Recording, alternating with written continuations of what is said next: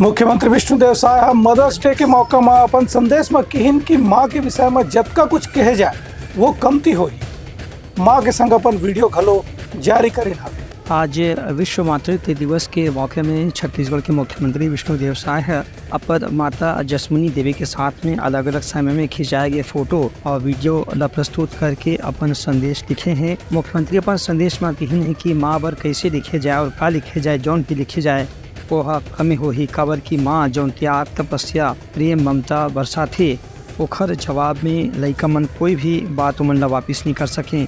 उनखर कहने से कि आज के समय में परिवार में माता पिता के रहे में सबसे ज़्यादा बड़ी भूमिका माँ के ही होथे, काबर की ओखरे से लइका मन ला संस्कार मिलते।